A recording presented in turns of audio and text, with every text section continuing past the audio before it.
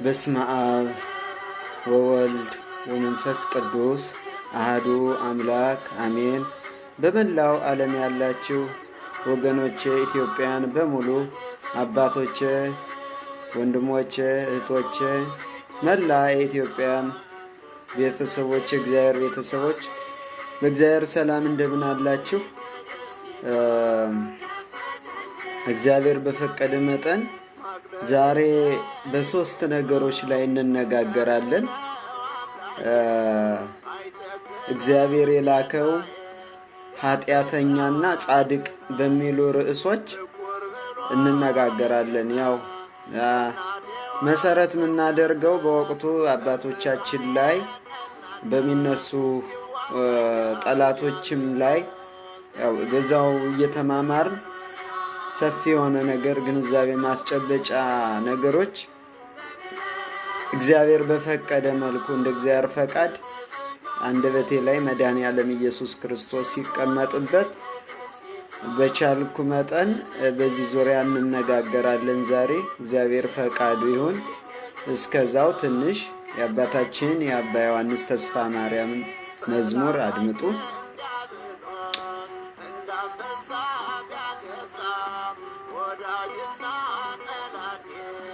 ያው እንግዲህ የምንነጋገርባቸው ርዕሶች እግዚአብሔር የላከው ኃጢአተኛና ጻድቅ ነው። እግዚአብሔር የላከው ሰው ምን አይነት ነው? ኃጢአተኛ ምን አይነት ነው? ጻድቅ ሰው ደግሞ ምን አይነት ነው? በሚሉ ርዕሶች እንነጋገራለን። ኦኬ፣ እንደ እግዚአብሔር ፈቃድ እንግዲህ እንጀምራለን። ጻድቅ ማለት እግዚአብሔር የላከው ማለት ምን ማለት ነው? መጀመሪያ ኮንሰርን የምናደርገው እግዚአብሔር የላካቸው ሰዎች ምን አይነት ናቸው? እግዚአብሔር የላካቸው ሰዎች መጀመሪያ ለማገናዘብ ያክል በትንቢተ ሕዝቅኤል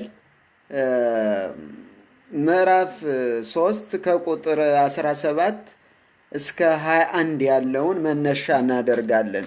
በመጽሐፍ ቅዱስ መነሻ እናደርግና እስቲ እንነጋገር።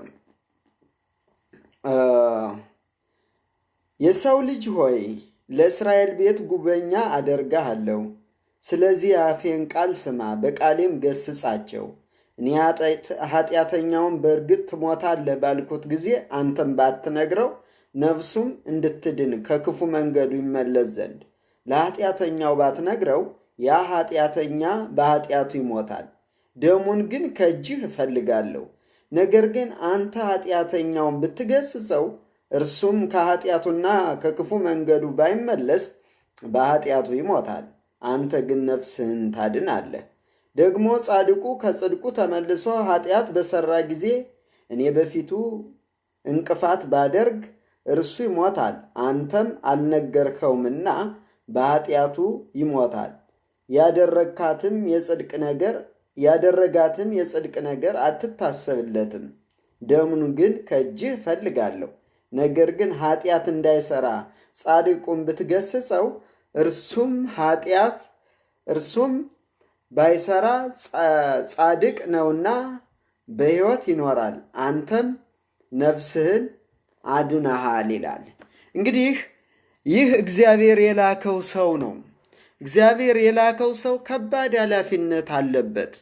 እግዚአብሔር የላካቸው ሰዎች፣ እግዚአብሔር የቀባቸው፣ እግዚአብሔር መርጦ ወደ ሕዝቡ የላካቸው ሰዎች ትውልድ የመቅረጽ ኃጢአተኛውንና ጻድቁን እንዲጸድቅ ጸንቶ እንዲቆይ የማድረግ ከፍተኛ ኃላፊነት አለባቸው።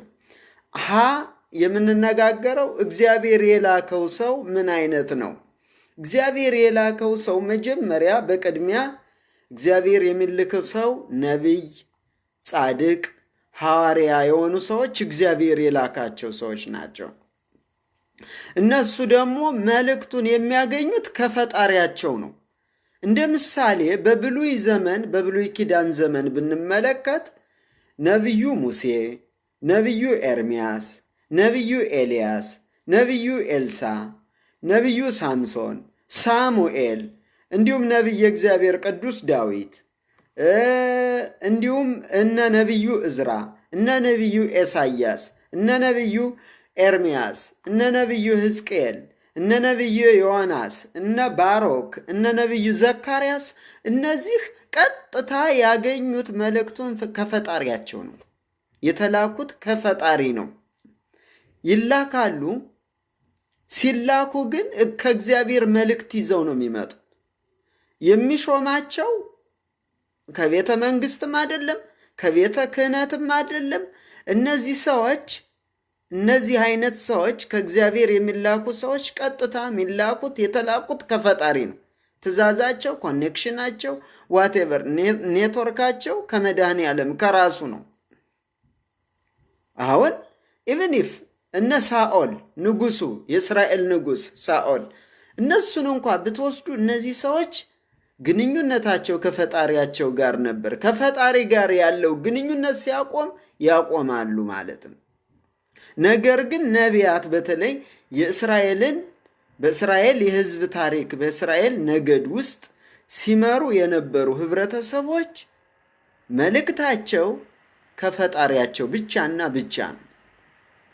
ስለዚህ አሁን ለምሳሌ በዚህ ዘመን ብንወስድ እነ አባ ዮሐንስ ተስፋ ማርያም፣ እነ መምህር ግርማን ማለት ነው። እነዚህ ሰዎች ማንና ማንን ይመራሉ ስንል ጻድቅንና ኃጢአተኛን ይመራሉ። ጻድቃን አሉ፣ ኃጢአተኞች አሉ በአንድ ህብረተሰብ በእግዚአብሔር ታሪክ ውስጥ። እነዚህ ሰዎች የሚመሩት ምሪታቸው፣ መልእክታቸው ከሰማይ ነው። ግን የሚመሩት ጻድቃንንና ኃጣንን ይመራሉ። ኃጣንና ጻድቃን በቤተ እግዚአብሔርም ይኖራሉ፣ እንዲሁ ዝም ብለው በዝርውም ተበትነው ይኖራሉ። ይህን ነው ብዙ ጊዜ ሰዎች አልገባን። እስኪ አሁን እንበልና እግዚአብሔር የላከው ሰው እንዲህ ነው ካልነ፣ እግዚአብሔር የላከው ነቢዩ ሕዝቅኤል ምን እንደተባለ ከፈጣሪው እንመልከት። የሰው ልጅ ሆይ ተነስተ ወደ እስራኤል ቤት ሂድና ግባ፣ ንገራቸው፣ ቃሌንም ንገራቸው። አያችሁ፣ ከፈጣሪ የተላከ ሰው ምንድን ነው? ወደ ህብረተሰቤ፣ ወደ ወገኖቼ፣ ወደ እስራኤል ቤት ሂድ አለና የሰው ልጅ ሆይ ተነስተ ወደ እስራኤል ቤት ሂድና ግባ፣ ንገራቸው፣ ቃሌንም ንገራቸው። ከፈጣሪው ነው የተላከ ማለት ነው። ትንቢተ ሕዝቅኤል ምዕራፍ 3 ከቁጥር 3 ላይ ታገኙታላችሁ። የሚላከው ቀጥታ ከፈጣሪው ነው። ከፈጣሪው ስለሆነ ሂደው ወደ እስራኤል ቤት ግባ። ነገር ግን አለ የእስራኤል ቤት ሁሉ ክፉዎችና ልበደንዳኖች ናቸውና እኔንም መስማት እምቢ ብለዋልና የእስራኤል ቤት አንተን አይሰሙህም። እነሆ ፊትህ በፊታቸው አጸናሁት፣ ኃይልህንም ከኃይላቸው ይልቅ አጸናለሁ። ሁልጊዜ ከዓለት ይልቅ ትጸናለህ፣ አትፈራቸውም፣ ከፊታቸውም አትደነግጽም። አመፀኛ ቤት ናቸውና። አያችሁ፣ በአመፀኛ ሰው ፊት የእግዚአብሔር ሰዎች እግዚአብሔር አብሯቸው ስላለ ጽኑ ናቸው። ምናልባት እዚህ ቅዱሳንን እግዚአብሔር የላካቸውን ሰዎች የምንቃወም ሰዎች እዚህ ላይ you have to be concerned, you have to be give attention። እዚህ ላይ በጣም ትኩረት መስጠት አለባችሁ። በጣም ትኩረት። እግዚአብሔር የላከውን ሰው እንዳትቃየሙ፣ እንዳትናገሩ። እንዲህ ነው የሚላቸው የእስራኤል ወገኖች። እስራኤል ማለት የተቀደሰ የተባረከ ነገድ፣ ወገን፣ ህዝብ ማለት ነው። እንደ ድሮው በብሉይ ኪዳን ዘመን የእስራኤል ታሪክ ነገደ ያዕቆብ ወይም የእግዚአብሔር ወገኖች ማለት ነው። እንዳሁኑ ደግሞ በአዲስ ኪዳን ክርስትናን የሚከተሉ ሰዎች፣ ክርስትና ስፔሻሊ ኦርቶዶክስ የሆነ ማለት ነው የሆነ ሰው እስራኤላውያን ይባላሉ። ምክንያቱም እስራኤል ዘስጋና እስራኤል ዘነብስ ተብሎ በሁለት ተከፍሏል። ከብሉይ ኪዳን በኋላ ማለት ክርስቶስ ከተው እስራኤል ዘነብስ የተባሉት ወገኖች ላይ ነው እግዚአብሔር የሚልካቸው። በዚህ ወቅት ያሉትን እነሆ ፊትህን በፊታቸው አጸናሁት አለ፣ ኃይልህንም ከኃይላቸው ይልቅ አጸናለሁ። ሁልጊዜ ከአለት ይልቅ ትጸናለህ፣ አትፈራቸውም፣ ከፊታቸውም አትደንግጥ፣ አመፀኛ ቤት ናቸውና። አመፀኞች፣ ክፉዎች፣ ጨካኞች ምንም ቢጨክኑ እነዚህ ሰዎች የተላኩት ከሰማይ ስለሆነ ፈጣሪያቸው ገጽ ለገጽ ስለሚያናግራቸው ማንንም ሊፈሩ አይችሉም። ከምን ይሄዳሉ? ከፈጣሪያቸው ውጭ ወደ የት ይሄዳሉ? ፈጣሪ እግዚአብሔር ከላከ፣ እግዚአብሔር መልእክት ከሰጠ፣ እግዚአብሔር ሕዝቤን ምራልኝ ካለ ሂድ እኮ ነው ያለ። እየው የሰው ልጅ ሆይ አለ እግዚአብሔር ተጣራ። ተነስተ ወደ እስራኤል ቤት ሂድና ግባ፣ ንገራቸው፣ ቃሌንም ንገራቸው። በቃ ነቢዩ ሕዝቅኤልን ምንድን ነው ያለው? መጀመሪያ አንተን ከማህፀን መርጬ እንድትፈጠር አደረግኩህ ነው ያለው። ከማህፀን ጀምሮ መርጬ እንድትፈጠር አደረግኩህ። ከማህፀን ሳለህ ጠራውህ። ከማህፀን የተጠሩትን ለእስራኤል ሕዝብ የተመረጡትን ወገኖች ማሳደድ፣ የተለያዩ ነገሮች ማድረግ አይቻልም። ከባድ ነው። ፈጣሪያቸው ከነርሱ ጋር ነውና እና ምንድነው ያላቸው? እንግዲህ ትንቢተ ሕዝቅኤል ላይ ምዕራፍ 3 ቁጥር 8 ላይ ታገኙታል። ተነስተህም ወደ ተማረኩ ወደ ወገን ልጆች ሂድ፣ እነሱም ቢሰሙ ወይም ቢፈሩ ጌታ እግዚአብሔር እንዲህ ይላል ብለህ ንገራቸው። ሕዝቅኤል ምዕራፍ 3 ቁጥር 11 ላይ ስሙ። ተነስተህም ወደ ተማረኩ ወደ ወገኖች ልጆች ሂድ፣ እነሱም ቢሰሙ ወይም ቢፈሩ ጌታ እግዚአብሔር እንዲህ ይላል ብለህ ንገራቸው። ወደ ተማረኩ ወገኖች ሂዱ። አሁን በዚህ ወቅት በጣም ብዙ ሰዎች በተለያየ ምክንያት ተማርከዋል። የእናቴ ልጆች የተማረኩ አሉ። ለምሳሌ ብዙ ሰው በፖለቲካ ተማርኳል፣ በዘረኝነት ተማርኳል። ግማሹ ባደረበት መንፈስ ተማርኮ አጫሽ፣ ጠጭ፣ ሰካራም፣ የወደቀ የማይነሳ በሞራል የከሰረ እየሆነ መጥቷል። ወደ እነዚህ ወደ ተማረኩ የአሕዛብ ባህል፣ የአሕዛብ እምነት፣ የአሕዛብ እውቀት፣ የአሕዛብ ስልጣኔ፣ የአሕዛብ ልምድ፣ የአሕዛብ ወግ ወደ ማረካቸው ወገኖች ሂድ፣ ንገራቸውም። ኃጢአት እየሰሩ እንደሆን ንገራቸው ተብሎ ነው ከፈጣሪ ዘንድ የሚላክ የእግዚአብሔር ሰው። እግዚአብሔር ሰዎች ሲላኩ ተነስተህ ወደ ተማረኩት ወደ ወገን። ግማሾቹ ታመዋል፣ ግማሾቻችን የታመምነን ሁላችንም። ግማሻችን ተማርከን በተለያየ ኃጢአት ወድቀን በሽተኞች ሁነናል። ግማሹ ሆዱን ያመዋል፣ ግማሹ ወገቡ ይጎብጣል፣ ግማሹ የተለያየ። ታዲያ እኔ ከአንተ ጋር ነኝና ሂድ፣ የተማረኩ ወገኖችን ንገራቸው ተባሉ። ተመልከቱ። ተነስተህ ወደ ተማረኩ ወደ ወደቁ ወደ ከሰሩ እምነታቸውን ወደ ጣሉ ከእምነታቸው ውጭ ወደሚሆኑ ሰዎች ሂድ፣ ንገራቸው፣ ወደ ተማረኩት ወገኖች ሂድ ብሎ እግዚአብሔር ላከ። እንግዲህ እግዚአብሔር የላከው ሰው ይህን የምታገኙት ትንቢተ ሕዝቅኤል ምዕራፍ 3 ከቁጥር 11 ነው። እግዚአብሔር የላከው ሰው እንዲህ ነው ማለት ነው። እግዚአብሔር የላከው ሰው የሰው ልጅ ሆይ ለእስራኤል ቤት ጉበኛ አድርጌሃለሁ ተብሎ የመጣ ነው። ለክርስቲያን ወገን፣ ለኦርቶዶክስ ተዋህዶ፣ ለጻድቃን፣ ለሰማዕታት፣ ለነቢያት፣ ለሐዋርያት እምነት እንዲህ ተብሎ የተላከ ነው። ለእስራኤል ቤት ጉቦኛ አድርጌሃለሁ፣ ስለዚህ አፌን ቃል ስማ፣ በቃሌም ገስጻቸው። አያችሁት? በቃሌ ገስጻቸው። ያልተማሩትን አስተምራቸው፣ የወደቁትን አንሳቸው፣ የታመሙትን ፈውሳቸው፣ የተቸገሩትን አረጋጋቸው፣ የተረበሹትን አረጋጋ፣ ልቦናቸው የተሰበረን ጠግን፣ መንፈሳቸው የተረበሸን አረጋጋ ተብሎ ይኸው በቃሌም ስለዚህ አፌን ቃል ስማ። ምነግርህን እግዚአብሔር ነው የሚልከው። በተለይ እነዚህ የሚያድኑ፣ የሚፈውሱ፣ የሚገስጹ ሰዎች ከዓለም የሉ። ምናልባት ውሃ ጸበል ሲያዩት ውሃ ይመስላል፣ ቅዱሳንን ሲያዩአቸው ሰዎች ይመስላሉ የሚባለውን ብሂል ወይም አባባል ማናውቅ ከሆነ እዚህ ላይ ላስረግጥላቸዋል። ቅዱሳን እንደ ቅዱሳን መላእክት ሆነዋል፣ ከስጋ ዓለም ወጥተዋል። አንዳንድ ሰዎች ዝም ብለው የሚቃወሙ ስላሉ ነው። ስታያቸው ዘመናዊ ሊመስሉ ይችላሉ፣ ግን የሉም ከስጋ ዓለም። መንፈሳቸው ልባቸውና የእግዚአብሔር መንፈስ አንዱ ነው። ከዚህ ዓለም ተለይተዋል። ያው በስጋ ግን ሲናገሩ ትሰማቸዋለህ።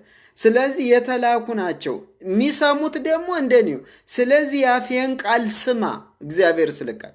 የአፌን ቃል ስማ፣ በቃሌም ገስጻቸው። የአፉን ቃል የእግዚአብሔርን የአፍ ቃል ሰምቶ በእግዚአብሔር የአፍ ቃል ነው የሚገስጻቸው፣ የሚያስተምራቸው። እንዴ እግዚአብሔር ካላዘዘ ሰው ድዌ አይፈወስም። የእናቴ ልጆች፣ አንካሳ አይጠገንም። የተረበሸው ሊያገግም አይችልም። ልብ በሉ እንግዲህ እናንተና እኔ ራሱ በጣም ውስጤ ሲረበሽ ጸሎት ሳረግ ነው ምድነው በእግዚአብሔር መንፈስ ነው። ስለዚህ እነሱ ይህን ትንቢተ ሕዝቅኤል ምዕራፍ 17 አካባቢ ታገኙታላችሁ። ምዕራፍ 3 ቁጥር 17 ላይ የሰው ልጅ ሆይ ለእስራኤል ቤት ጉበኛ አድርጌሃለሁ፣ ሹሜሃለሁ ማለት ነው። ጉበኛ ማለት ተሿሚ በመጽሐፍ ቅዱስ ስለሆነ ቃሉ ምናልባት አዲስ እንዳይሆንብን የድሮ አባቶቻችን ይጠቀሙበት የነበረው ቃል ነው። ተሿሚ፣ ባለስልጣን፣ ከእግዚአብሔር መልእክት የሚቀበል የእግዚአብሔር ሐዋርያ ወይም ነቢይ ማለት ነው። ነቢይ፣ ጉበኛ። ስለዚህ የአፌን ቃል ስማ፣ ምሰማው ከኔ ነው አለ ከፈጣሪው። በቃሌም በአፉ ቃል ገስጻቸው። በእግዚአብሔር የአፍ ቃል ነው ጹሙ፣ ጸልዩ፣ ስገዱ እያሉ የሚያስተምሩን አባቶቻችን። የሚፈውሱት በእግዚአብሔር የአፍ ቃል በእግዚአብሔር የስልጣን ቃል ነው በሰጣቸው ማለት ነው። ብዙ ሰው ግንዛቤው እዚህ ጋር። እሺ እነዚህ ቅዱሳን ሰዎች እነዚህ የእግዚአብሔር ሰዎች የሚላኩት አንደኛ ትንቢተ ሕዝቅኤል ላይ አሁንም ታዩታል። እኔ እግዚአብሔር ሲነግራቸው በአፌ ቃል እንዲበሉ ብሎ ሲነግራቸው እንዲህ ይላል፣ እኔ ኃጢአተኛውን በእርግጥ ትሞታለህ ባልኩት ጊዜ አንተም ባትነግረው፣ እኔ ኃጢአተኛውን ትሞታለህ ባልኩት ጊዜ አንተም ባትነግረው፣ ነፍሱም እንድትድን በክፉ መንገዱ ይመለስ ዘንድ ለኃጢአተኛው ባትነግረው፣ ያ ኃጢአተኛ በኃጢአቱ ይሞታል። አያችሁት? ለጻድቁ ሰው ነው በአፉ እግዚአብሔር እንደሚለው ደሙንም ግን ከእጅ እፈልጋለሁ። ያ ኃጢአተኛ ሰው ኃጢአት ሰርቶ ቢወድቅ ይህ ጻድቅ ሰው ከእግዚአብሔር ጋር ግንኙነት ያለው ሰው የእግዚአብሔር ደም አለበት። ደሙን ከእጅ እፈልጋለሁ። ነገር ግን አንተ ኃጢአተኛውን ብትገስጸው፣ ተመልከቱ፣ እርሱም ከኃጢአቱና ከክፉ መንገዱ ባይመለስ በኃጢአቱ ይሞታል፣ አንተ ግን ነፍስህን ታድናለህ። አያችሁ? ከባድ ኃላፊነት ነው። ይሄ እግዚአብሔር የላከው ሰው ነው። ይሄ ኃላፊነት ያለበት ይሄ አንደኛው ነው። ሁለተኛውን ደግሞ እዩት። እግዚአብሔር የላከውን ሰው ኃላፊነት ደግሞ አለ። ይህን ትንቢተ ሕዝቅኤል ምዕራፍ 3 ከቁጥር 17 እስከ 20 ላይ ታነቡታላችሁ። እዩት። ሁለተኛ ደግሞ ጻድቁ ከጽድቁ ተመልሶ ኃጢአት በሰራ ጊዜ እኔ በፊቱ እንቅፋት ባደርግ፣ እግዚአብሔር ለጻድቁ ኃጢአት ሲሰራ እንቅፋት ያደርግ ወይ ሊያመው ይችላል ወይ ሊከስር ይችላል። የተለያየ አደጋ ያመጣበታል። እርሱ ይሞታል፣ አንተም አልነገርከውምና በኃጢአቱ ይሞታል። ያደረጋትም የጽድቅ ነገር አትታሰብለትም።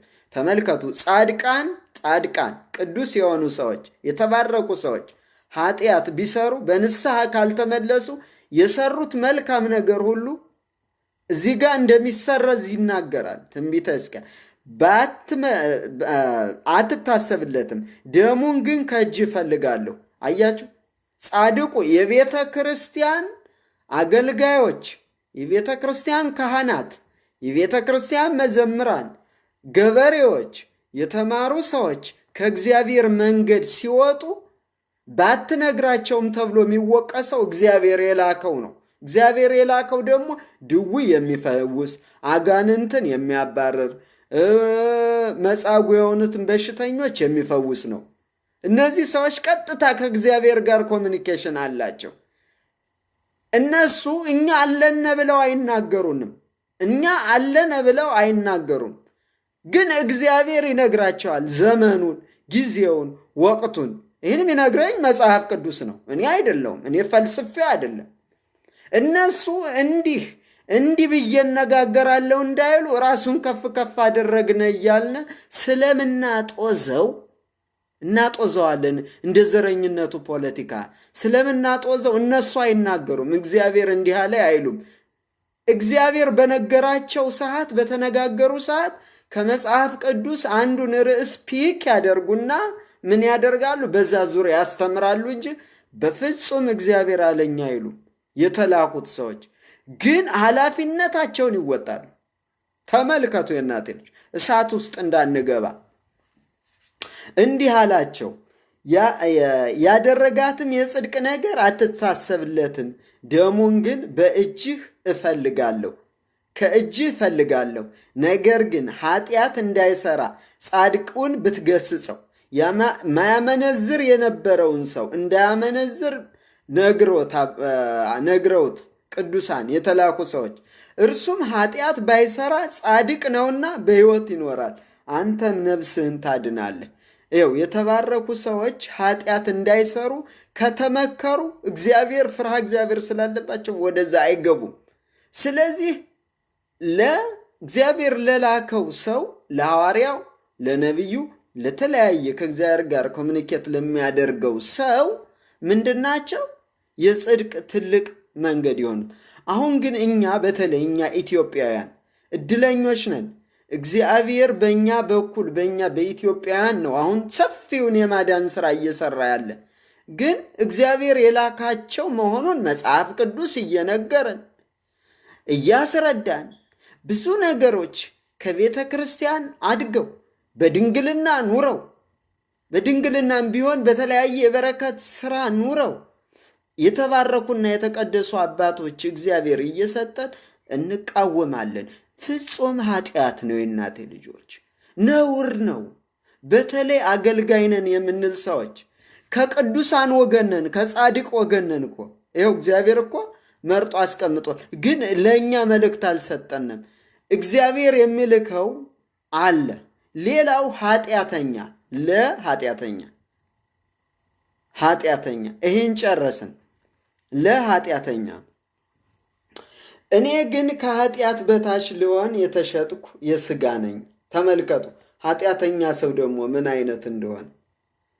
እኔ ግን ከኃጢአት በታች ልሆን የተሸጥሁ የሥጋ ነኝ፣ የማደርገውን አላውቅምና የምጠላውን ያንን አደርጋለሁና፣ ዳሩ ግን የምወደውን እርሱን አላደርገውም። አያችሁ፣ ኃጢአተኛ ማለት መጥፎ ነገር እያረገ መጥፎ ነገር መሆኑን እያወቀ መጥፎ ነገር የሚገለውን፣ የሚያጠፋውን፣ ከጽድቅ መንገድ የሚያወጣውን፣ ከኑሮ የሚያዛባውን መጥፎ ነገር እያረገ መጥፎ ነገር መሆኑን እያወቀ መመለስ እምብኝ ያለው ምን ይባላል? ኃጢአተኛ ወገን፣ ኃጢአተኛ ሰው፣ የሚጠላውን ነገር የሚያደርግ ሰው፣ የሚጠላውን ለዚህ ነው ቅዱሳን የሚላኩት። ለምሳሌ አንድ ሰው ለትሴክ ያጨሳል እንበል፣ ወይም ይጠጣል። መጠጣት አይፈልግም፣ ግን ይጠጣል። መጠጣት መስከር መጥፎ ነገር እንደሆነ ያውቃል፣ ግን እምብኝ ይለዋል። ይሄው መጽሐፍ ቅዱስ እንዲያው እግዚአብሔር ከሰጠን የሕይወት መመሪያ ውስጥ ትልቁ መመሪያችን መጽሐፍ ቅዱስ ቢሆን በሕይወታችን ትልቅ ነው። እንዲህ እኔ ግን ከኃጢአት በታች ልሆን የተሸጥኩ የሥጋ ነኝ። ሥጋዊ ሰው ማለት ነው። በሥጋው የሚመላለስ ማለት የሚያስበው እንደ ሥጋ፣ የሚኖረው እንደ ሥጋ፣ የሚሰለጥነው እንደ ሥጋ፣ የሚራመደው እንደ ሥጋ፣ የሚሰራው እንደ ሥጋ፣ የሥጋ ለሥጋ ኑሮ የሚኖር ሰው ይሄ ምን ይላል? የማደርገውን አላውቅምና የምጠላውን ያን አደርገዋለሁ። የምንጠላውን ነገሮች የምናደርግ ሰዎች አሉ። ጽድቅ እምብኝ አለን፣ እንፈልጋለን፣ እምብኝ ያን አደርጋለሁ፣ ዳሩ ግን የምወደውን እርሱን አላደርገውም። አንድ ሰው አልጠጣም ብሎ ሳይጠጣ መኖር የማይፈልግ ሰው የለም። ሁሉም ግን ሳያስበው፣ ሳይረዳው፣ ሳያውቀው የሚጠላውን ነገር የሚያደርግ ሰው ኃጢአተኛ ይባላል ማለት ነው። እንግዲህ በዚህ ውስጥ ሁላችንም ሥጋውያን ሰዎች አለንበት። ሮሜ 7 14 ከ14 እስከ 15። ስለዚህ ነቢዩ ሕዝቅኤልን እግዚአብሔር የላከው ለእነዚህ አይነት ሰዎች ቅዱሳን የሚላኩት፣ ሐዋርያት የሚላኩት፣ ጻድቃን የሚላኩት፣ ሰማዕታት የሚላኩት ለእነዚያ የሰው ልጅ ሆይ ለእስራኤል ቤት ጉቦኛ አድርጌሃለሁ፣ ተሹመሃል። ተመልከቱ። ስለዚህ የአፌን ቃል ስማ፣ በቃሌም ገስጻቸው። ግሳጼ ያስፈልጋቸዋል። አሁን እነዚህ ወገኖች ቁጣ፣ ግሳጼ፣ መስፈራራት፣ ንስሐ፣ ጾም፣ ጸሎት፣ ስግደት ያስፈልጋቸው። ገስጻቸው። እኔ ኃጢአተኛውን በእርግጥ ትሞታለህ ባልኩት ጊዜ አንተም ባትነግረው ነፍሱም እንድትድን ከክፉ መንገዱ ይመለስ ዘንድ ለኃጢአተኛው ባትነግረው ያ ኃጢአተኛ በኃጢአቱ ይሞታል። አያችሁት የእናቴ ልጆች? ደሙን ግን ከእጅህ እፈልጋለሁ። ነገር ግን አንተ ኃጢአተኛውን ብትገስጸው እርሱም ከኃጢአቱና ከክፉ መንገዱ ባይመለስ በኃጢአቱ ይሞታል፣ አንተ ግን ነፍሱን ታድናለህ። አያችሁ፣ ኃጢአተኛ ማለት ኃጢአት እየሰራ እያወቀ ከኃጢአቱ የማይመለስ ሰው።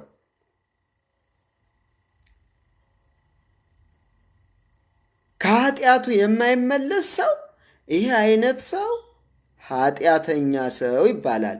ለዚህ ደግሞ ቅዱሳን ተላኩ፣ ጻድቃን ተላኩ፣ ሰማዕታት ተላኩ።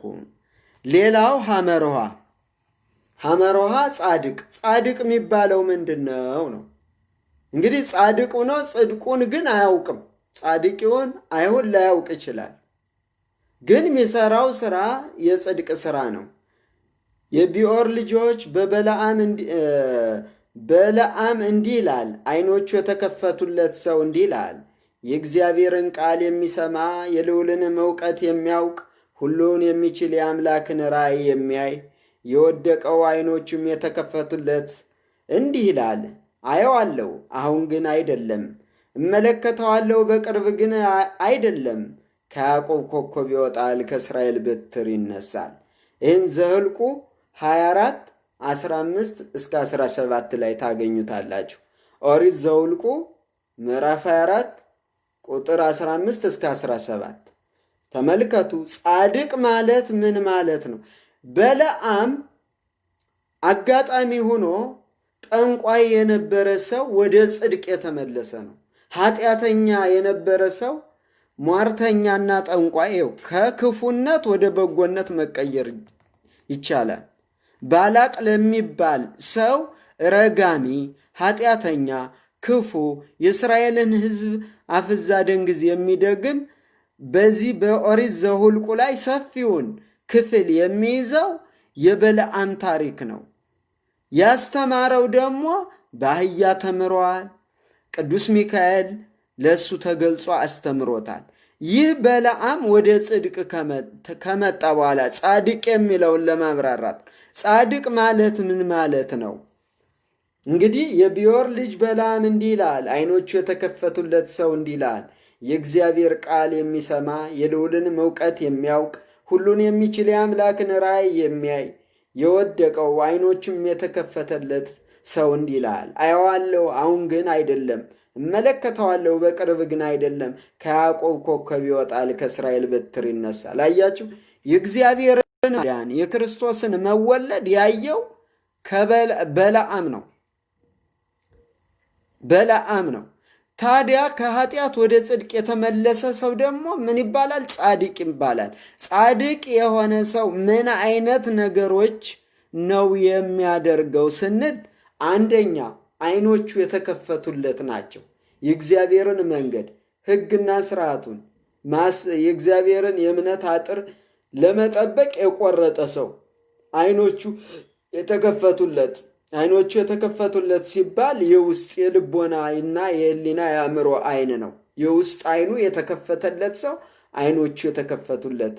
ሁለተኛ የእግዚአብሔርን ቃል የሚሰማ እግዚአብሔር። አሁን እዚህ ላይ ያለን ሰዎች የእግዚአብሔርን ቃል እየሰማን እኛ የተባረክንን፣ እኛ ከሌሎች ሰዎች እግዚአብሔር አምላክ ባርኮናል ማለት ነው። ሶስተኛ የልዑልን እውቀት የሚያውቅ ከመስማት ወደ ማወቅ የሚሸጋገር የእግዚአብሔርን እውቀት ሊያውቅ ሊያስተውል የሚወድ ይሄ ጻድቅ ይባላል። አራተኛ ሁሉን የሚችል የአምላክን ራእይ የሚያይ። ተመልከቱ፣ ጻድቅ ማለት ህልም፣ ራእዩ ወደ እውን የሚመጣ ነገሮችን የሚመለከት ይህ ሰው ጻድቅ ይባላል። አምስተኛ የወደቀ ማለት እዚህ ላይ የመጽሐፍ ቅዱሱን ኮንቴክስት ነው ምነግራችሁ። የወደቀ ለክርስቶስ የተንበረከከ ልቦናው፣ ህሊናው፣ አእምሮው ለክርስቶስ የተገዛ ራሱን ለክርስቶስ የሚያንበረክክ የሚሰግድ፣ አምልኮቱ፣ ተስፋው፣ ራእዩ እግዚአብሔር የሆነ ይህ ሰው ጻድቅ ይባላል ማለት ነው።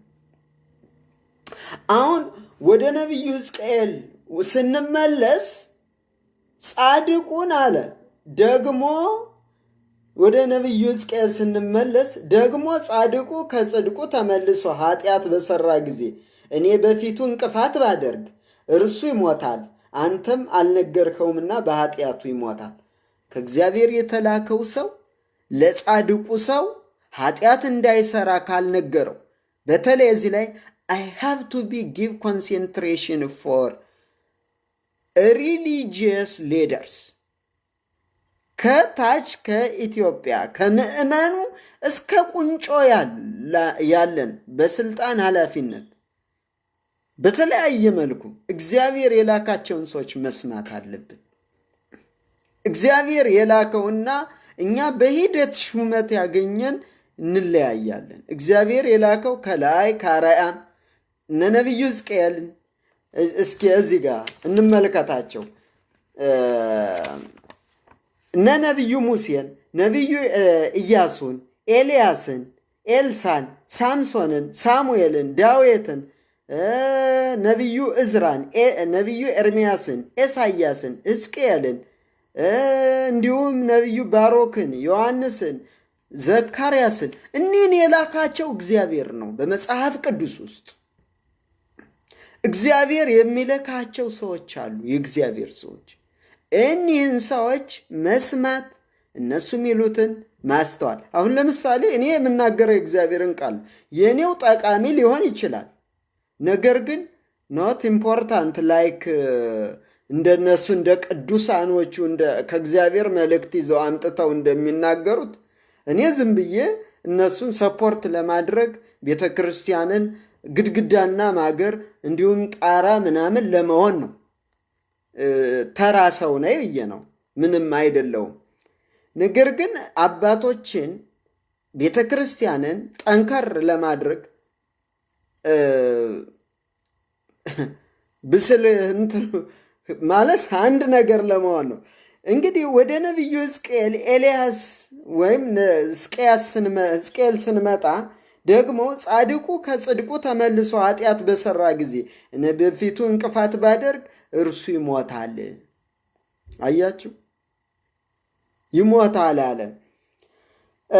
አንተም አልነገርከውምና በኃጢአቱ ይሞታል። እንግዲህ ከእግዚአብሔር የተላከ ሰው ከፍተኛ የሆነ ኃላፊነት አለበት ወገኖች፣ ከባድ የሆነ ኃላፊነት አለበት። ለጻድቁም፣ ለኃጢአተኛውም፣ ለመሪውም፣ ለሁሉም ኃላፊነት አለበት።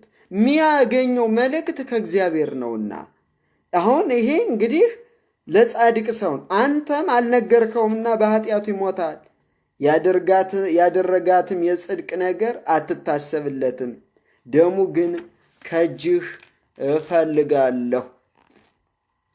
እንግዲህ ጻድቁን የተላከውን የእግዚአብሔር ሰው ነው እንዲህ የሚለው ማን? ራሱ መድኃኔዓለም ቃሌን በቃልህ ንገራቸው ብሎ ስትወለድ ከማኅፀን ጀምሬ ለይቼ ጠራው ላላቸው ሰዎች ነው የሚናገረው። ጻድቁንም ኃጢአተኛውንም አገልጋዩንም ምኑንም አዋቂውንም አላዋቂውንም ከእግዚአብሔር ቃል ተቀብለው ቃሉን በቃላቸው እንዲናገሩ የተላኩ ናቸው። ስለዚህ መቃወም አይሰራም፣ በፍጹም ጥሩ አይደለም። ነገር ግን ኃጢአት እንዳይሰራ ጻድቁን ብትገስጸው እርሱም ኃጢአት ባይሰራ ጻድቅ ነውና በሕይወት ይኖራል፣ አንተም ነፍስህን አድነሃል። አያችሁት? እንግዲህ ቅዱሳን አባቶች ለጻድቃንም ለኃጣንም ከእግዚአብሔር የተላኩ በዚህ ወቅት ምን ብለን ምንጠራቸው መሰላችሁ? በዚህ ወቅት በሐዲስ ኪዳን ዘመን ሐዋርያት ብለን ምንጠራቸው፣ በኢትዮጵያውያን ደግሞ ባህታውያን ማለት የተለዩ። ለምሳሌ በከተማ ሊኖሩ ይችላሉ፣ ግን አካሄዳቸው የጽድቅ መንገድ ካልሆነ በፍጹም ኃጢአት አይሰሩ። በእግዚአብሔር መንገድ ብቻ ነው የሚመሩ። ባህታውያን ማለት ከእግዚአብሔር መልእክት እየተቀበሉ የእግዚአብሔርን ስራ ብቻ የሚሰሩ ናቸው። እንግዲህ አኗኗራቸው እንደ ራሳቸውና እግዚአብሔር እንደነገራቸው የሰማያዊ መልእክት ሁኔታ ሊወሰን ይችላል። ምክንያቱም ከማኅፀን ጀምሮ ስለጠራቸው ገጽ ለገጽ ያወራቸዋል፣ ይነግራቸዋል። ለምሳሌ እንዴት እግዚአብሔር ገጽ ለገጽ ይናገራል?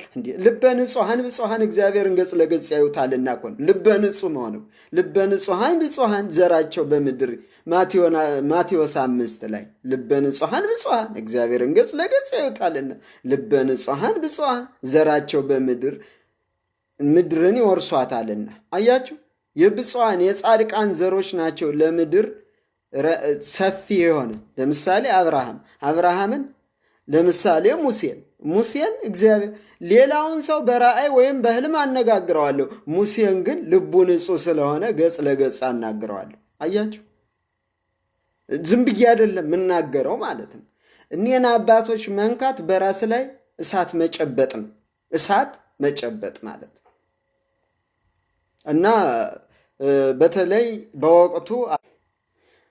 በወቅቱ አባቶች ሆነው የተላኩልንን አባቶቻችን we have to be careful ለማለት ነው። በተረፈ የእግዚአብሔርን ተስፋ ነግራችኋለሁ። እግዚአብሔር እንግዲህ 3 መሰረታዊ ነገሮች ተምረናል። እግዚአብሔር የላከው ኃጢአተኛና ጻድቅ። በእነዚህ በ3ቱ ጉዳዮች የሰጧችሁን ነገሮች ክሎች አይተን እኛ ከምነን ብለን መገመት ያስፈልጋል። በተለይ አባቶችን የቤተ ክርስቲያን ስርዓትን አይጥሱ፣ ስርዓት ጠብቀው የሚፈውሱንን፣ የሚያድኑንን፣ የሚባርኩንን አባቶቻችን እናክብር። ቤተ ክርስቲያናችን እኛም ራሱ ወደ ቤተ ክርስቲያን ለመምጣት በተማርነው መሰረት አሁን ባልኩት መሰረት ጥረት እናድርግ። ከግራ በኩል ያለን ወደ ቀኝ እንግባ። የእግዚአብሔር የተስፋ ቃል በዚህ ቃል አማካኝነት እንዲህ ይለናል፣ ከጠላቶች የሚታደገኝ እርሱ ነው፣ በእኔም ላይ ከቆሙ ከፍ ከፍ ታደርገኛለህ፣ ከግፈኛ ሰው ታድነኛለህ። አያችሁ ወገኖቼ፣ እግዚአብሔርን ውደዱት። ይህን የምናገኘው መዝሙረ ዳዊት 17 ከቁጥር 18 ወይም 18 ከቁጥር 48 ላይ ከጠላቶች የሚታደገኝ እርሱ ነው። እንግዲህ ቅዱሳንን ለምንቃወም ሰዎች ነው። ከቤተ ክርስቲያን ውጭ ሆነን አባቶች፣ ቅዱሳን፣ የተባረኩ ሰዎችን ለምንቃወም ሰዎች ከጠላቶች የሚታደገኝ እርሱ ነው። በእኔም ላይ ከቆሙ ከፍ ከፍ ታደርገኛለህ፣ ከግፈኛ ሰው ታድነኛለህ። ተስፋቸው ይሄ ነው። እናቴ ልጆች፣ ምርኩዛቸው የአባቶቻችን ይሄ ነው። እግዚአብሔርን ምርኩዝ አድርገው፣ ቃሉን ጦር አድርገው፣ ድሽቃ፣ ሞርተር መሳሪያ አድርገው የእግዚአብሔርን መስቀል ይዘው ዲያብሎስና ሰራዊቱን ድል የሚያደርጉት አባቶቻችን በዚህ ቃል ነው። ሌላ የተስፋ ቃል ደግሞ ልንገራችሁ። እግዚአብሔር በአንድ መንገድ በሌላም ይናገራል፣ ሰው ግን አያስተውለውም። እግዚአብሔር በብዙ መንገዶች ይናገራል። በቅዱሳን እምቢ ብንል እንደኔ ያለውን የወደቀውን የከሰረውን ኃጢአተኛ አምጥቶ ይናገራል ማለት ነው። እንደኔ ያለውን የቆሸሸውን በኃጢአት የወደቀውን ሰው ያመጣና እግዚአብሔር በአንድም ሆነ በሌላ መልኩና እኔ ከራሴ አይደለም ያፈለቅኩት ልንገራችሁ። መጽሐፈ ዕዝራ 33 ከቁጥር 14 ላይ ሄዳችሁ ተመልከቱት። የእግዚአብሔር ዓይኖች ወደ ጻድቃን፣ ጆሮዎችም ወደ ጩኸታቸው ናቸው። የእግዚአብሔር ዓይኖቹ ጻድቃንን እንድች ይቆጣጠራል። ለዚህ ነው ባለፈው የትምህርት ክፍላችን ጻድቃንን መንካት፣ እግዚአብሔር የላካቸውን ሰዎች መንካት የእግዚአብሔርን ዓይን መጠንቆል ነው ብዬ ተናግሬያለሁ። አንዳንድ ሰዎች እንዴት የእግዚአብሔር ዓይን ይጠነቆላል የሚል አመለካከት አላቸው። ግን እንዲህ ነው፣ የእግዚአብሔር ዓይኖች ወደ ጻድቃን። እንዴ ጻድቃንን አጠፋህ ማለት እኮ የእግዚአብሔርን ዓይን አጠፋህበት ነው። ኧረ ሊገባን ይገባል። ዓይኖቹ ሲጠፋ በነሱ አማካኝነት እኮ ነው ዓለምን የሚያያት። ኃጢአተኛውንም ጻድቁንም እንዲድን እንዲጸድቅም የሚልከው ዓይኖቹ ወደ ጻድቃን፣ ጆሮዎቹም ወደ ጩኸታቸው ናቸው። በቃ እስቲ ጸልዮ የጸሎቱን ዋጋ ያላገኘ ሰው አለ? አይዶን ነው። ኃጢአተኛም ጻድቅም ጸሎት ቢጸልይ እግዚአብሔር መልሱ በጣም ፈጣን ነው። ሲመልስልን በሰው በህልም በራእይ አለያም መገለጡን ደረጃውን ስንደርስበት መገለጥ እንዳልል ደግሞ እሪ እንዳትል የሚገለጥላቸው ለአባቶች ነው። በጣም ለተቸገረና ለተጨነቀ ሰው ደግሞ ይገለጣል። ተስፋ እንዳትቆርጡ ደግሞ እግዚአብሔር ይገለጣል። አይዟችሁ።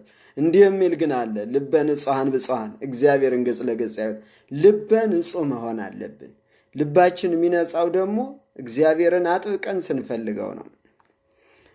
እሺ፣ ይህን የምናገኘው መዝሙር 33 ወይም 34 ከቁጥር 15 ላይ እናገኘዋለን። የተወደዳችሁ ወንድሞቼ ሆይ አትሳቱ ይላል። የተወደዳችሁ ወንድሞቼ ሆይ አትሳቱ፣ በጎ ስጦታ ሁሉ ፍጹምን በረከት ሁሉ ከላይ ናቸው። በረከት፣ ቸርነት፣ ቅንነት፣ ደግነት፣ በጎነት እኒህ የሚለቀቁ ከሰማይ ነው፣ ከእግዚአብሔር ከራሱ ነው የሚለቀቁ። መለወጥም በእርሱ ዘንድ ከሌለ ከብርሃን አባት ይወርዳሉ። ተመልከቱ፣ ለፍጥረቱ የበኩራቱ አይነት እንድንሆን በእውነት ቃል አስቦ ወለድን። እግዚአብሔር ክርስቲያንን ሲወልደው በእውነት ቃል ነው የተወለድነው። ደግሞ ክርስቶስን በመጥምቁ ዮሐንስ አማካኝነት በዮርዳኖስ ሲጠመቅ የምወደው የማፈቅረው የምወልደው ልጄ እሱ ነው፣ እሱን ስሙት የሚል ቃል በደመና ሲመጣ፣ እርግብ ደግሞ እየበረረ ከሰማይ መጣና ከክርስቶስ ላይ አረፈ። ቃል ከሰማይ ወረደ፣ እርግብ ከሰማይ ወረደ። ሰው እታች ዮርዳኖስ ላይ አለ። ሰው ማለት መድኃኔ ዓለም ኢየሱስ ክርስቶስ ቃል ሥጋ ሆነ ሰው ሆነ የሚለውን ወስደን ሰው ዮርዳኖስና ሰማያዊ ኃይል ከአንድ ላይ በውሃ አንድ ሆነው ሌላ ኃይል ሆነ። ከንጹህ ነገር ተወለዱ። ተመልከቱ። የበኩራት አይነት እንዲሆን በእውነት ቃል በእግዚአብሔር ቃል ወለደን። ቃሉ ሰማያዊ ቃል ነው። አብ ወልድ መንፈስ ቅዱስ ይባርክ። በጥምቀት ተወለድነ በንጹህ አስቦ መድኃኔዓለም። ከዛም ስጋዬን የበላ ደሜን የጠጣ የዘላለም ሕይወት አለና በስጋና በደሙ ደግሞ የዘላለም ሕይወትን ሰጥቶ ወለደን ማለት የተወለድንበት ንጹህ ቃል ነው። መድኃኔዓለም ኢየሱስ ክርስቶስ አስቦ በንጹህ ቃል ወለደን። ይህን መጽሐፈ ያዕቆብ 1 ምዕራፍ 1 ቁጥር 16 እስከ 17 ላይ ታገኙታል። እኛ የተወለድነው በዚህ ነው። በመለኮታዊ ኃይል ነው የተወለድነው። ከላይ በተኛ ኃይል ነው የተወለድነው። በእግዚአብሔር በእውነት ቃል ነው የተወለደ። ከእውነት ቃል የተወለደ ሰው ስጋችን እንኳ ተቃወሙ ቢለንን ያን የእውነት ቃል ተግባራዊ ማድረግ እምቢ ብለን ስጋችን ብዙ ጊዜ ስጋ ተቃውሞ ለምሳሌ እኔን ከሚቃወመኝ ባህሪ ልንገራችሁ። ለምሳሌ ሮብና አርብ አትሊስት ዝቅተኛ ከ9 ሰዓት በላይ መጾም አለብኝ እኔ። ነገር ግን ምግብ ሳይ ብላ ይበለኛል። ምንድነው? የስጋ ፍላጎቴ ነው። ብላ እኔ ግን እምብኝልና እጾማለሁ። እምብይ ብዬ እምብይ።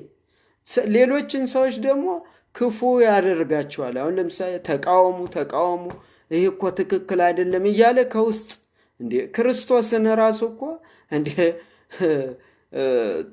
መቃብሩን ከፍቶ ተነስቶ ሲሄድ ለዘበኞቹ ክርስቶስ አልተነሳም ብላችሁ ዋሹ ብሎ ገንዘብ ሁሉ ሰጥቷል። ዲያብሎስ አንዳንዴ በጣም ሞኝ ነው። እግዚአብሔርን እውነቴን እኮ ነው። ይቅርታ፣ እንደ ዲያብሎስ ሞኝ የለም ነው እንጂ አንዳንድ ጊዜ በጣም ያሳዝነኛል። እሱ ሞኝነቱ ማለት ነው። የማይደፈረውን ሊደፈር መከራ ያያል ማለት ነው። በጣም ይገርመኛል። አንዳንዴ ያው ሰይጣን አንዳንድ ጊዜ በጣም መሸወድ በማይችለው መልኩ እና አሁን እነዚህ ቅዱሳኖች አባቶቻችን አይነ ስውር እያበሩ እያየ እንዴ ባስማት ነው እንዴ? የእግዚአብሔር ኃይል አይበልጥም እንዴ? አሁን በእንጨት ነው፣ ባስማት ነው፣ በድንብላል ነው፣ በኮረሪማ ነው፣ በአውደ ንግሥት ነው ከምንል እግዚአብሔር ሁሉን ቻይ ነው ብንል እዚህ መሬት ስር የሚበቅለው ስራ ስር ይበልጣል ወይስ ዓለምን የፈጠረው ፈጣሪ ይበልጣል? እንደው እኮ ዲያብሎስ እኮ የሚጫወትባቸውን ሰዎች እንዴት እንደሚጫወትባቸው በጣም ያሳዝን። በተለይ እና በጣም ነው የሚያስቀው ማለት ነው። እና እኔ በጣም ነው ልቤ ይሰበራል አንዳንዴ ደግሞ በጣም የዋህ ለሆኑ ሰዎች ደግሞ ያሳዝኑኝና ያው ስጸልይ ሁሉ አንዳንዴ እምባ የሚፈስበት መንገድ አለ። ይህን ያክል አሁን ለምሳሌ እኔ ዲያብሎስን ይህን ያክል አቅልዬ ስመለከተው በቤተ ክርስቲያን ደግሞ ተቀምጠው በስራ አማካኝነት በዲያብሎስ ነው የሚፈውሱ ሲሉ እንዴ ሁሉን ቻይ መድኃኔዓለምን አገልጋይ ሆነ። ኧረ በጣም ነው የሚያሳዝን። የእናት ስር ምን አቅም አለው? ስሩ እኮ የተፈጠረው በመድኃኔዓለም። ኧረ እንደው እንጃ አንዳንድ ጊዜ በጣም እኔ ሰይጣን ሲጫወትብን ማየት አልፈልግም። እኔ የሆነ በጣም የወረደ ነገር ማየት አለ እና እኔን ራሱ አንዳንዶች የጠንቋይ ደጋፊ የሚሉኛሉ። ስቄ አልፌ ሄዳለሁ ማለት የጠንቋይ ደጋፊ ነህ የምንድን? አረ እኔ መድኃኔዓለምን ነው የምደግፈው። አባቶችን በጣም እወዳቸዋለሁ። ምክንያቱም ይህን የዲያብሎስ ሽንገላ ሁሉ አሸንፈው ክርስቶስን ወደ መምሰል ያደጉ አባቶች ስላሉኝ እኮራለሁ። አይደለም እነዚህ ዌል አድቫንስድ የሆኑትን አባቶች ነውና ዓለምን አሸንፈው ሌላ ቦታ ላይ አሁን በጣም ገና ጀማሪዎች አንዳንድ የሚሰብኩ ልጆች አሉ። እኔ ስመለከተው አቅጣጫቸው እግዚአብሔር በቤተ ክርስቲያን የሚያበረታታቸው ካለ ወደ ትልቅ ደረጃ የሚደርሱ ማለት ነው። ግን እግዚአብሔር የመረጣቸው ራሳቸው ማያውቁት ልጆች ራሱ ማያውቁት ግን ዝም ብለው የሚያስተምሩ ቤተ ክርስቲያን እኒህን ከተንከባከበቻቸው እና ቦታ ከሰጠቻቸው ነገ ከነገ በኋላ ትልቅ ደረጃ የሚደርሱ ልጆች እየተመለከትኩ ነው። ስብከተ ወንጌል ላይ ስከታተል ማለት ነው። እግዚአብሔር ጸጋና በረከት ይሰጣቸዋል። ልጆች ሁሉ ላያውቁ ይችላሉ። እንኳንስ እነዛን እኒህን በጣም ነው መወዳቸው። ስንት ጠላት እያለ ይህን ሁሉ አሸንፈው ይህን ያክል ፖፑላር ይህን ያክል በቃ የማይጠበቅ ከልጆች በጣም ጥሩ አገልግሎት የሚያገለግሉ ልጆች አሉ። እግዚአብሔር እነሱን ያሳድግልን። እንግዲህ ይህን ካልነ ሌላው የተስፋ ቃል ልጄ ሆይ ሕጌን አትርሳ፣ ልብህም ትእዛዛቴን ይጠብቅ፣ ብዙ ዘመናትና ረዥም ዕድሜን ሰላምንም ይጨምርልሃልና። ምሳሌ 3 ከቁጥር 1 እስከ 2። እንግዲህ የእናቴ ልጆች ረዥም ዕድሜንም የሚሰጥ መድኃኔዓለም ነው። ጸጋና በረከትንም የሚሰጥ እግዚአብሔር ነው። እውቀትና ማስተዋልም የሚሰጥ እግዚአብሔር ነው። አዳኝነት፣ ፈዋሽነት፣ ገዢነት፣ አዛዚነት፣ ሁሉን ቻይነት የእግዚአብሔር ነው። ፈዋሽነት፣ ይሄ ሁሉ ስጦታ በመድኃኔዓለም የተሰጠ ነው። ገብቷቸዋል? ይሄ ሁሉ የሰጠው በአዲስ ኪዳን ሌላ ነበር። አሁን ግን ለምሳሌ ሌትስ ቴክ ምሳሌ ኤግዛምፕል። እንግዲህ ከመጽሐፍ ቅዱስ ክርስቶስ ራሱ የተወለደበትን ሐረግ ስንመለከት አብርሃም ነው ትልቁ በመጽሐፍ ቅዱስ ቤዝ። ባስሊዮስ የሚባለውን የታራን ጣዖት ሰብሮ አልፎ አብርሃም ለቅድስና ተለይቶ የበቃው የአዳምን ኃጢአት ሰብሮ ብቻውን የቆመው ቢኖር በመጽሐፍ ቅዱስ አብርሃም ይስሐቅ፣ ከይስሐቅ ያዕቆብ ነገድ ይሁዳ፣ ከይሁዳ እያለ ብዙ ነገር አለ። ይህን ዲቴል ወደፊት እግዚአብሔር በፈቀደ መልኩ እንማማረዋለን። አብርሃምን እግዚአብሔር ያወራው የነበረው በአጠገቡ ተገንቶ ነው። አንድ ጊዜ በአንድነትና በሦስትነት ተገልጾ፣ ሌላ ጊዜ አብርሃም እያለ ስለ ሰዶም መጥፋት ገጽ ለገጽ ጌታዬ ሆይ ካላስቸገርኩ 50 ቅዱሳን ቢኖሩስ መደፋፈር አይሆንብኝ እያለ ሰዶምን ላጠፋ ነኝ ሲለው እግዚአብሔር ከላይ ሆኖ እስቲ 40 ሰው ንጹሕ ካለ እመለከታለሁ ብሎ እግዚአብሔር ሂዶ ሰዶምን አይቶ ቃኝቶ መጥቶም ያወራው አብርሃምን ነው። እዩ ቅዱሳን ለዚህ ነው የተመረጡ ናቸው። እግዚአብሔር ያወራቸዋል ምለው ያለምንም ምክንያት አይደለም። ምክንያት አለኝ። ምክንያቴ ደግሞ ቤዝድ መጽሐፍ ቅዱስ እና በአዲስ ኪዳን ግን ይሄ አይደለም። በአዲስ ኪዳን ግን እግዚአብሔርን ያክል ኃያል አምላክ ተጠግቶ ለአብርሃም ሕግና ስርዓት ካጠገቡ ሆኖ ይነግረው ነበር፣ ኮሚኒኬት ያደርጉ ነበር። አሁን ግን ያለ የአዲስ ኪዳን ግን ክርስቶስ በሰዎች ውስጥ ነው ያለው።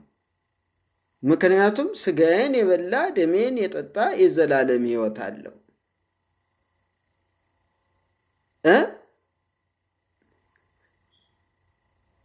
እኔ የወይን ግንዱ ነኝ። ስለ እኔ የሚናገሩና የሚላኩ ሰዎች የወይን ቅርንጫፎች ናቸው። ከኔ ያላይደለ ቅርንጫፍ ይቆረጣል፣ ይጣላል። ከክርስቶስ አካል ተዛምደዋል። ዘመዳችን ነው የሆነው መድኃኔዓለም። በዚህ ወቅት በዚህ ዘመን ዘመዳችን ነው፣ ስጋችን ነው። ያለው ከማን ጋር ነው? በተለይ እነዚህ ድውያንን የሚፈውሱ ሰዎች የሚያስተምሩን የሚገስጹን ስፔሻሊ ዌል አድቫንስድ አባቶች አባታችን መምህር ግርማ፣ አባታችን አባ ዮሐንስ ተስፋ ማርያም፣ እነዚህ አባቶቻችን በጣም ሊያኮሩና የሚገባቸው ናቸው። በእውነት እኔ በጣም እኮራባቸዋለሁ። በጣም ደስ ይለኛል። ከነሱ ወገን መወለዴ ኢትዮጵያዊ መሆኔ በጣም ያኮራኛል። እናንተን አላቅም። እኔ እንዲህ ነኝ። ምክንያቱም ለማምንበት ነገር እችን አንገቴን እሰጣለሁ። ምክንያቱም አይናው ባይብልስ መጽሐፍ ቅዱስን እግዚአብሔር በፈቀደ መልኩ ሰው በሚረዳው ያክል አንብቤያለሁ። ከኃጢአት ግን ንጹሕ አይደለሁም። ወፍራም ኃጢአተኛ ነኝ።